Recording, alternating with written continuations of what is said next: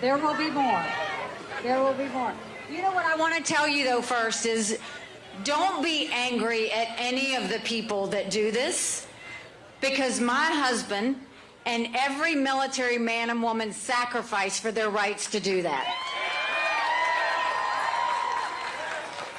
I saw every day at the United Nations how blessed we were to live in America, because we have the ability to have freedom of speech, freedom of religion, freedom to do and be anything we want to be without anyone getting in the way. So we will always allow them to say what they're going to say. There might be more, so get ready for it.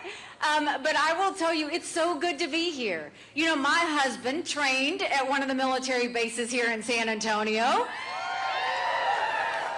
You've got a great river walk. We had a great time there as well. And I want to tell you, thank you for taking the time to come out. You know, I was the governor of the great state of South Carolina. And I always referred to South Carolina as mini Texas.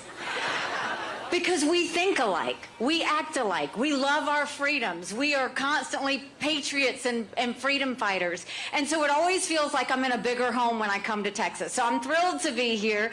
You know, in South Carolina, when I became governor, I came in and we had a double-digit unemployment state. We had thousands of people on welfare, and South Carolina was the butt of the jokes. And we got to work. By the time I left, we were building planes with Boeing. We were building more BMWs than any place in the world. We brought in Mercedes-Benz. We brought in Volvo. 5 international tire companies. They were referring to us as the beast of the Southeast. We moved that 11% unemployment down to 4%. We announced jobs in every county in the state. We passed tort reform. We passed pension reform. We cut taxes. But we acknowledged some truths.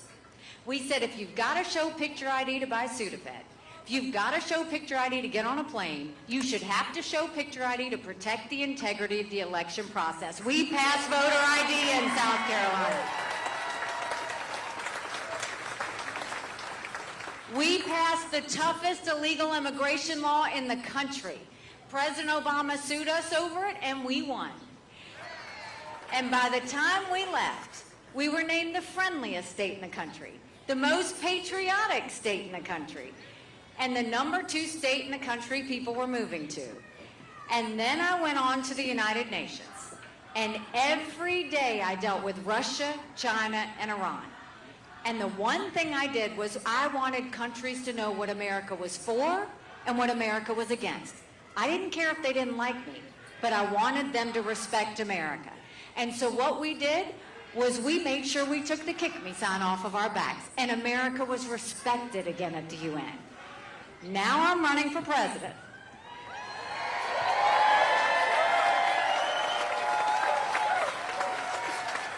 And I don't need to tell you how tough things are. You don't have to turn on the news to see it. We are $34 trillion in debt. We're having to borrow money just to make our interest payments. China owns some of that debt. And I would love to tell you that Biden did that to us.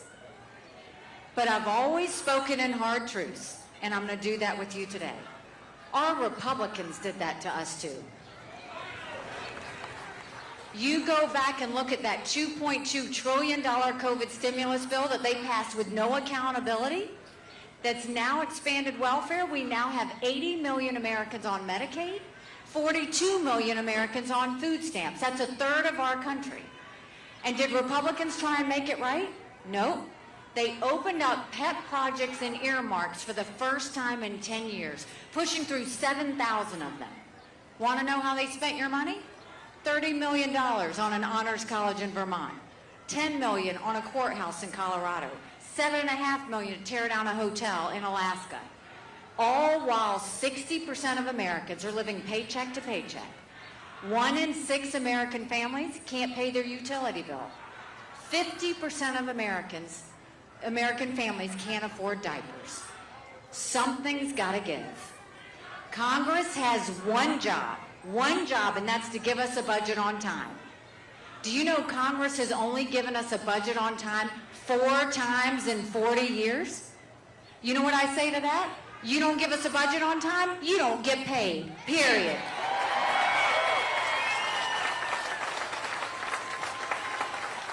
Don't you think it's time we finally have term limits in Washington, D.C.?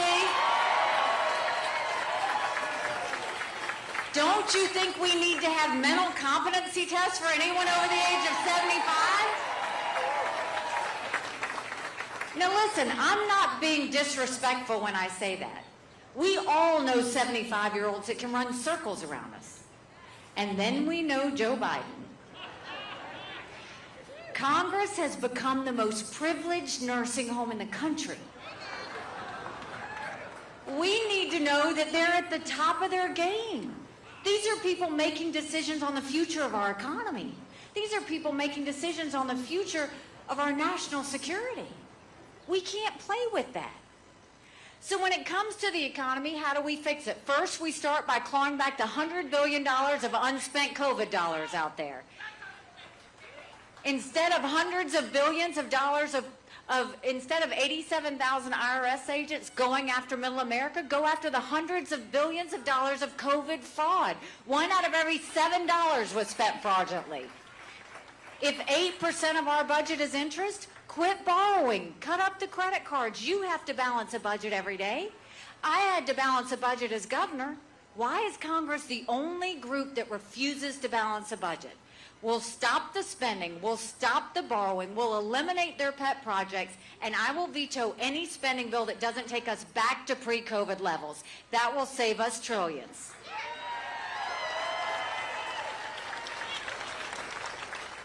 Then we'll take as many federal programs as we can and send them down to the state levels. That will reduce the federal government dramatically, but that will empower people on the ground. Think education, think welfare, think healthcare, think mental health. If we can get those services and customize it per state, rather than Washington bureaucrats, that's the way you take care of things.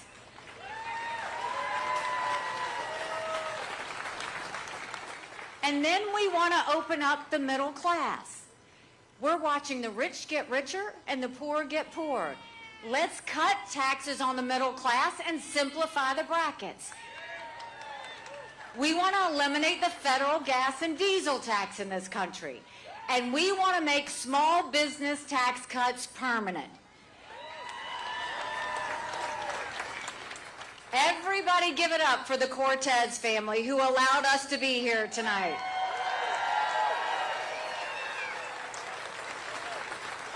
Small businesses are the heartbeat of our economy. But we can't just say it, we've got to start acting like it. And then let's talk about the border.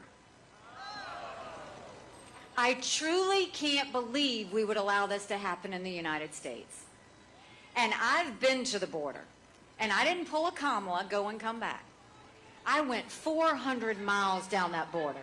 You're not ready for what I saw. Mounds of clothes, mounds of shoes, paraphernalia, rape areas that the women and girls have to walk through.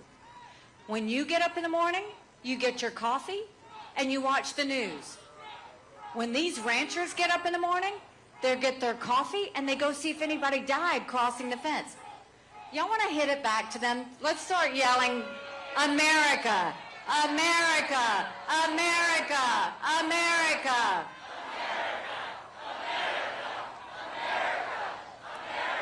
USA, USA, USA.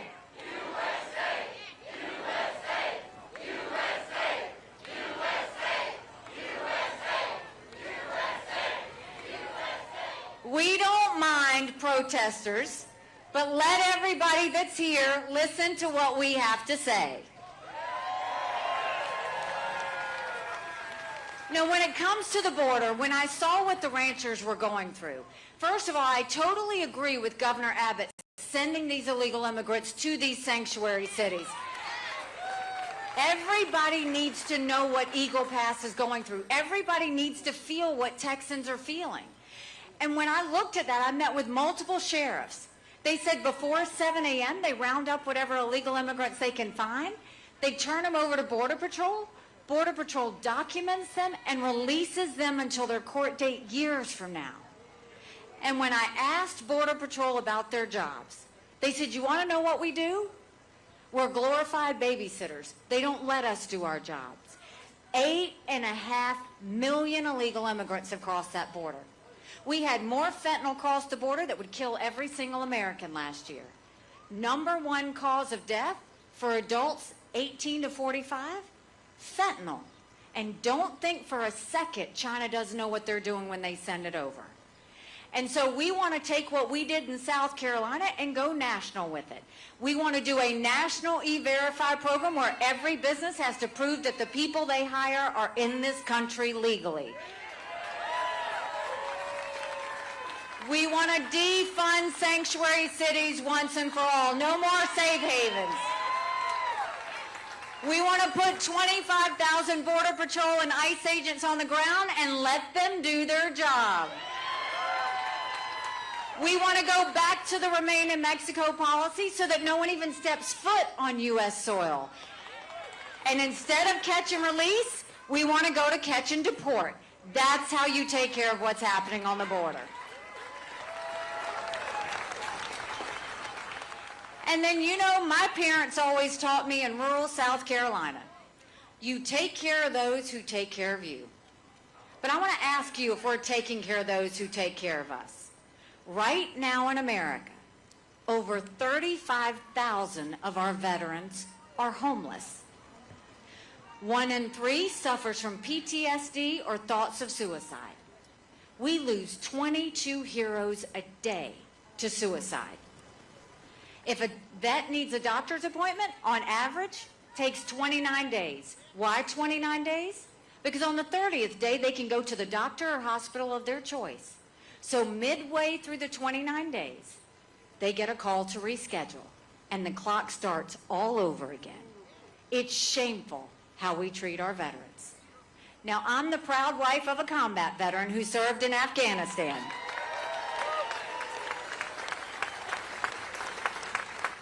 And when Michael came home to us, that was a lot of prayers answered.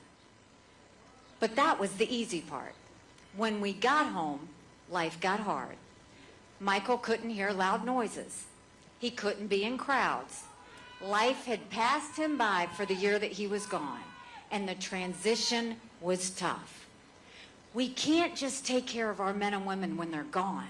We got to take care of them when they come back home, too.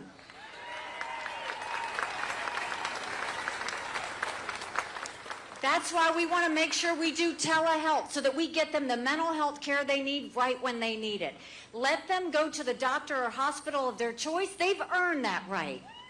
And I think the best way we take care of VA health care, I think every member of Congress should have to get their health care from the VA, and you watch how fast that gets fixed. It'll be the best health care you've ever seen, guaranteed. And then when it comes to national security, the best way to take care of national security is when we acknowledge what got us here in the first place. We've got a war in Europe. We've got a war in the Middle East.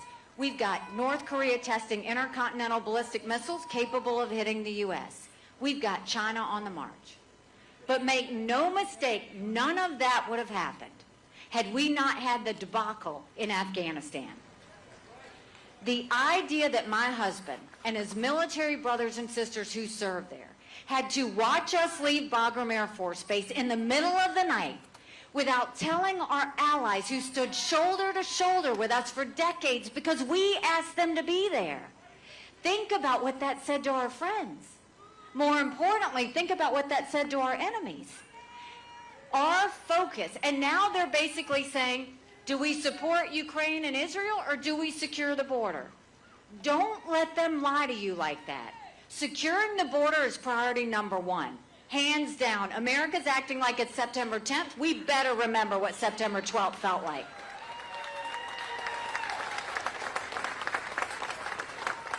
But making sure we prevent war is also a priority. Our goal is to make sure that we do everything we can to protect Americans, that we do everything we can to prevent war, that we do everything we can to make sure that freedom and democracy lives. And in doing that with national security, we need to make sure we turn our energy sector into an economic powerhouse. Right now, the EPA cares more about sagebrush lizards than they do about whether we can afford our utility bill. We need to speed up our permitting. We need to do our pipelines, including the Keystone Pipeline. We need to make sure we export as much liquefied natural gas as we can. All of the above. No more going hat in hand to Saudi Arabia. No more getting dirty oil from Iran or Venezuela. So we know what we need to do for domestic policy and for national security. But now we have to acknowledge some hard truths. Republicans have lost the last 7 out of 8 popular votes for president. That is nothing to be proud of. We should want to win the majority of Americans.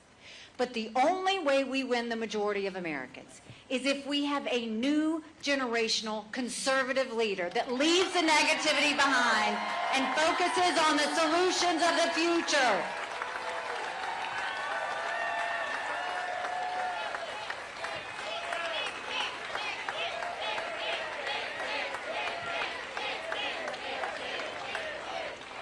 Now, I'll give you another hard truth. I voted for Donald Trump twice. I was proud to serve America in his administration. But the reality is, chaos follows him. And we can't be a country in disarray and a world on fire and go through 4 more years of chaos. We won't survive it.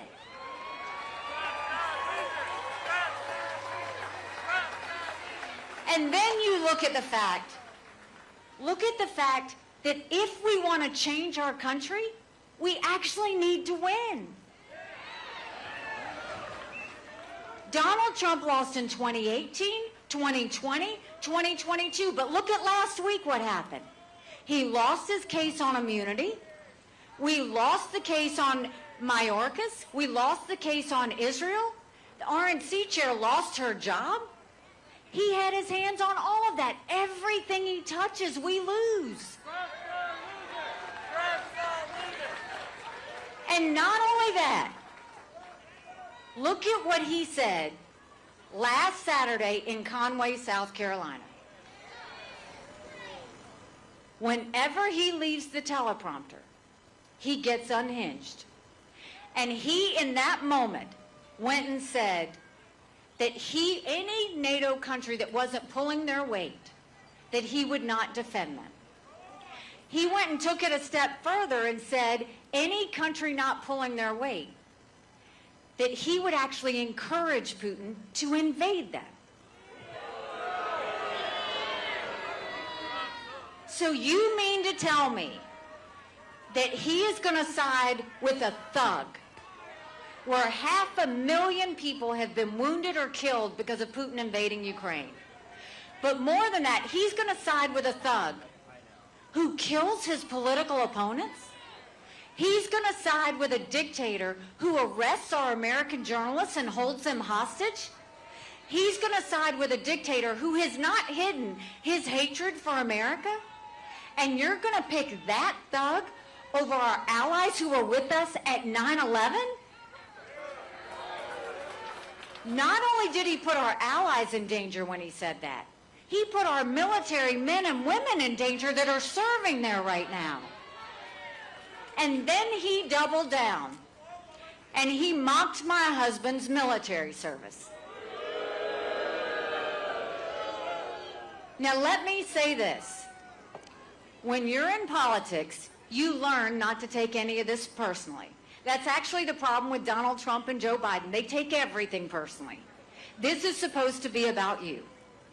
But the issue is, if you will mock one member of the military, you're mocking every member of the military. These men and women don't deploy for kicks and giggles. They're not willing to shed blood just because it's fun. They do this because they know freedom is not free. But this is a pattern that he continues to do. He went and he said that military who lose their lives in service, he said that they're losers and suckers. He was at Arlington National Cemetery and said what was in it for them. He's never been near a military uniform. He's never had to lay on the ground. The closest he's ever come to being in harm's way is buy a golf ball if he's sitting on a golf cart. So he has no business saying anything negative about our men and women in uniform.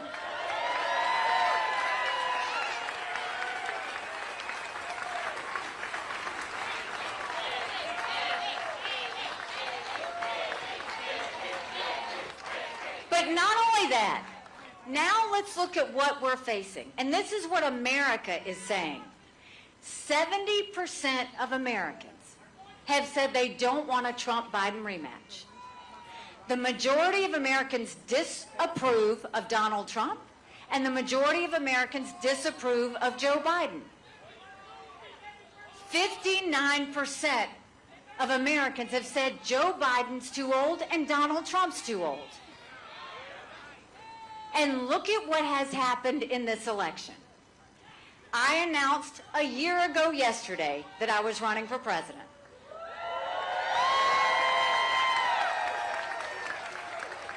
We had 14 fellas in the race.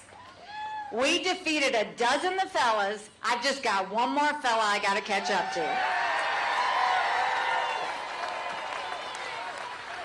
They said we didn't have a chance. We started with 2%. We finished with 20% in Iowa.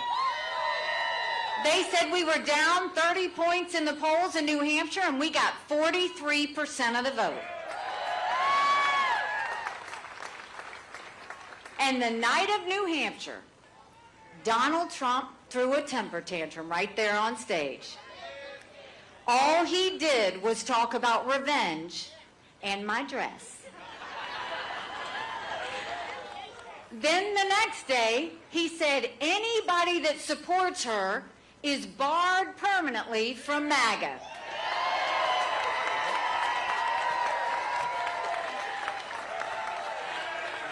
We had a little fun with that. We did some T-shirts that said barred permanently. We got a gentleman over here wearing them. We sold over 20,000 T-shirts when we did that. Then the next day, he goes and pushes the RNC to name him the presumptive nominee. Now, we don't anoint kings in America. We don't do coronations. Everybody has a right to vote. South Carolina has a right to vote. Texas has a right to vote. He doesn't get to take that away from you.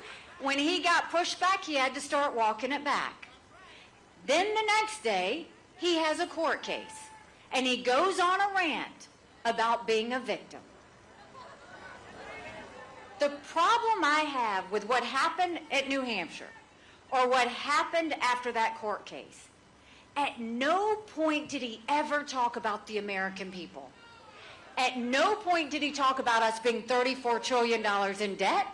At no point did he talk about the fact that only 31% of 8th graders in our country are proficient in reading. At no point did he talk about an open border that's out of control. At no point did he talk about the lawlessness in our cities. At no point did he talk about the wars around the world. All he did was talk about himself. And then we get the campaign disclosures, and we see that he paid $50 million of campaign contributions to his own personal court cases.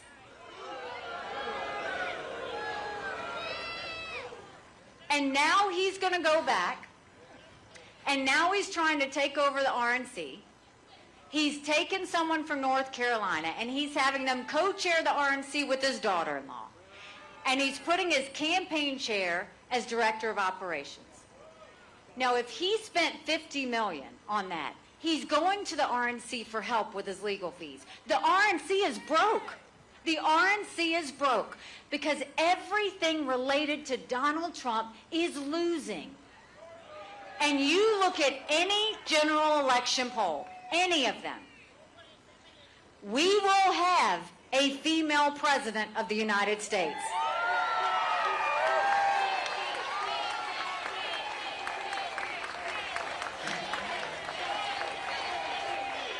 Don't get too excited. Don't get too excited, because the hard truth is it's either going to be me or Kamala Harris. Because you look in those general election polls and Trump doesn't win. He's down by 5, he's down by 7. On a good day, it's margin of error. I'm in every one of those same general election polls, and I defeat Biden by up to 17 points.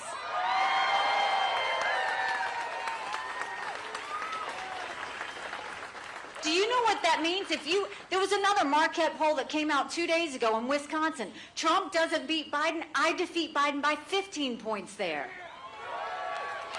You win with double digits. That means we're going into D.C. with a mandate to stop the wasteful spending and get our economy back on track. A mandate to get our kids reading again and go back to the basics in education. A mandate to secure our borders with no more excuses. A mandate for law and order back in our cities. And a mandate for a strong America that prevents wars that we can all be proud of. Don't you want that?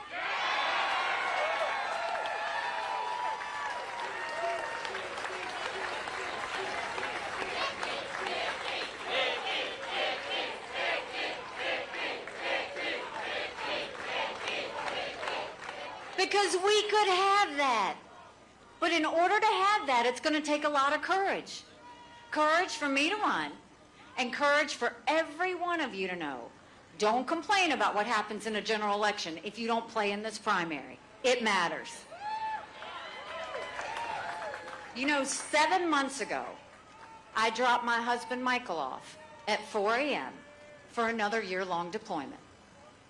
And I watched him and 230 soldiers pick up their 2 duffel bags of belongings to go to a country they'd never been, all in the name of protecting America.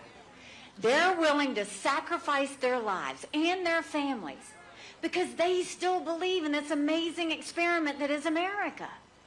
So if they're willing to sacrifice for us there, shouldn't we be willing to fight for America here? Because we have a country to save. But in order to save her, we've got to all do our part. And that means every one of us needs to make sure we go out and tell 10 people that even if they typically are general election voters, in a general election, you're given a choice. In a primary, you make your choice. This is where we have to make our choice. And if we do this, this is the first time we could actually right the ship. Now let me say this, because you will hear all the media pundits say, but what if, but what if, but what if. I'm not going anywhere.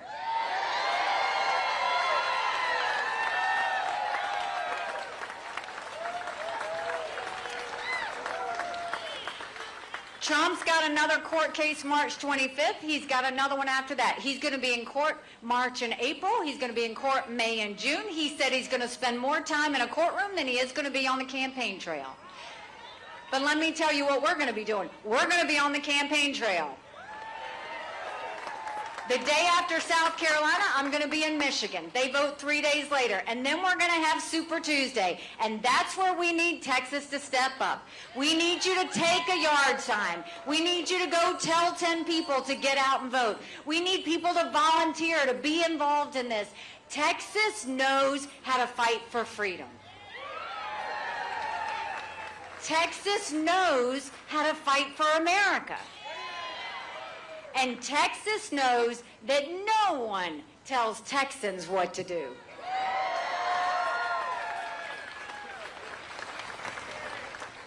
You know, when I announced, they asked me why I was running. And I said, my parents came here 50 years ago to an America that was strong and proud and full of opportunities. I want them to know that country again. I'm doing this for Michael and his military brothers and sisters. They need to know their sacrifice matters. They need to know that we love our country. I'm doing this for my daughter who just got married, and I saw how hard it was for her and her husband to buy a home. The average home buyer in America now is 49 years old. The American dream is leaving them. And I'm doing this for my son who's a senior in college. And I am tired of watching him write papers of things he doesn't believe in just to get an A. That's not us. That's not America. And for the first time, 81% of Americans have said they don't think their kids are going to live as good of a life as we did. We can't be okay with that. I'm not okay with that. We do have a country to save. But I'll tell you this, if you make your voice loud, if you go tell 10 people, if you join our movement, I promise you, our best days are yet to come. God bless you. Thank you, San Antonio.